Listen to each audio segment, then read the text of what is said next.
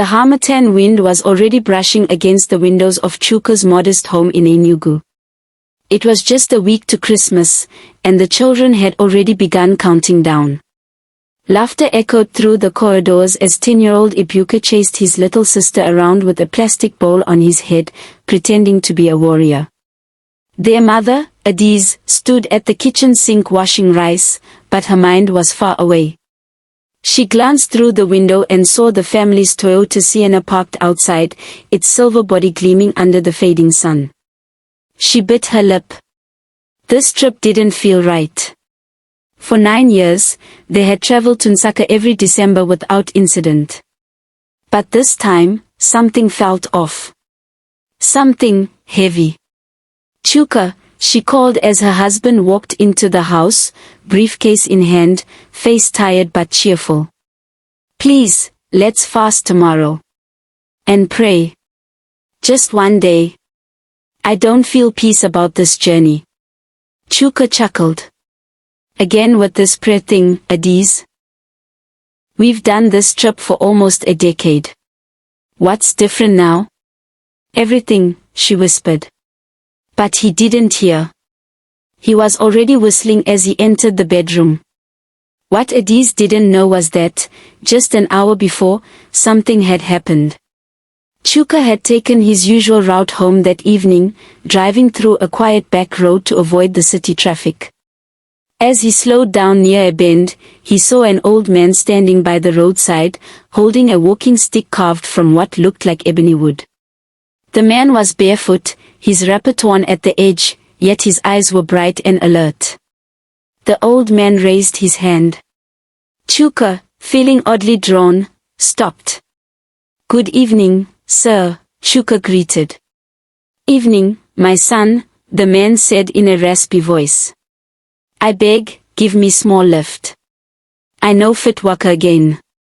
My legs no dey strong like before. Sure, Chuka said, unlocking the door. They drove in silence for a while. Then, just as they neared a junction, the old man spoke. My son. If you love your family, don't go on that journey next week. Chuka glanced at him. Excuse me? You heard me. Something waits for you. Something dark. I have seen it. Are you a prophet now? Chuka laughed, nervously. I don't need to be, the man said calmly. But listen to me. If you must go, pray. Fast. Cover your home with prayers like a shield. Because there are arrows flying, and your name is written on one of them. The moment the man stepped down from the car, he vanished behind a wall of dust. Far away, in the quiet village of Uminachi, Chuka's aunt, Momankechi, sat on a wooden stool outside her crumbling mud house. Her son sat nearby, silent, chewing kola nut and casting side glances at their mother. She hadn't said a word in over an hour. Her eyes were on the road leading into the village. That road had seen many feet. But it had seen Chuka's tires too many times. Every December, he arrived in a clean car, his wife wearing a new wrapper, his children carrying toys and gifts. And the villagers would crowd around them, offering kola nuts and praises like he was royalty. Her own children, once promising boys, now returned from the city with torn slippers and borrowed clothes. Enough, Momankechi said, her voice suddenly sharp. This year, the drums will not beat for Chuka. I will not watch another Christmas where my blood is trampled by his pride. She stood up and called her cousin, Ijeoma, a woman whispered to have dealings with dark forces. We leave at midnight, she said. That night, they traveled deep into the forest, their lanterns swaying with each step. The trees seemed to whisper, bending over the path as if to listen. Eventually, they reached a clearing where a single black hut stood. Smoke curled from its roof. Inside, a woman sat on a mat, her face obscured by shadows. What do you seek? She asked. Momankechi knelt. I want his journey to end before it begins. Bring me something that belongs to him. She handed over a handkerchief Chuka once left behind during a previous visit. The woman smiled. It is enough. She turned to her calabash and began to chant, her voice rising like a storm. The ground trembled. In the dark pot before her, something hissed. And with a final wave of her staff, she declared, "They will not reach the village. Blood will cry on the road." Back in Enugu, Adise continued to pray. The night before their trip, she woke from a terrifying dream. She saw a bus tumbling through the air like a toy, flames licking its sides. In the dream, she stood on a hill watching the wreckage, and her husband was nowhere to be found. She woke in a sweat. The next morning, Chuka tried to start the car. Nothing. He called the mechanic. "Oga, this engine is dead," the mechanic said. "There's no way this car is going anywhere."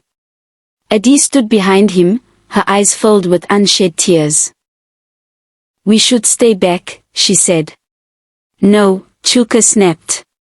"We'll take public transport. I've already told Uncle Obina we're coming." It's settled. And with that, their fate was sealed. They boarded the bus the next day. Adise insisted they pray.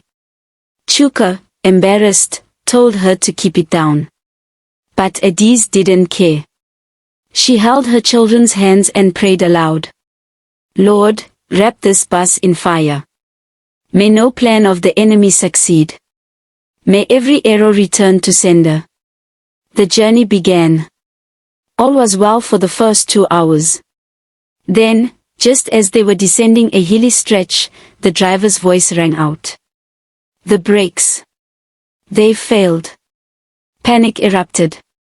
The bus swerved, passengers screamed. Ahead was a massive petroleum tanker. Adise threw her body over her children and screamed, "Jesus." The crash was like thunder splitting the sky. When rescue came, silence had fallen. Among twisted metal and broken glass, the rescue team found something strange. A woman and 3 children seated upright, untouched, eyes wide open in shock, but not a scratch on them. The man beside them, however, was groaning in pain, his legs pinned beneath the dashboard. Chuka. He was alive. But his legs were gone. At the hospital, as Adise wept beside Chuka's bed, an old man walked in. The same man Chuka had picked up days earlier. "Do you remember me?" he asked. Chuka nodded, crying. "You didn't listen to the warning. But your wife's prayers fought a battle you could not see." He turned to Adise and bowed his head. "You saved your family. Not with strength, but with faith." Then he said one more thing. "Your aunt sent death your way. But God blocked the road." He turned and walked out. And no one saw him leave. Chuka never returned to the village again. Not even after his legs healed. Not even after Mom Nkechi died under mysterious circumstances. Every morning, he now led prayers in his home. The man who once mocked faith now wept at the altar. And every time he heard a bus horn, his heart would race. Because he remembered. And he would whisper, "Thank you, God, for giving me one more chance."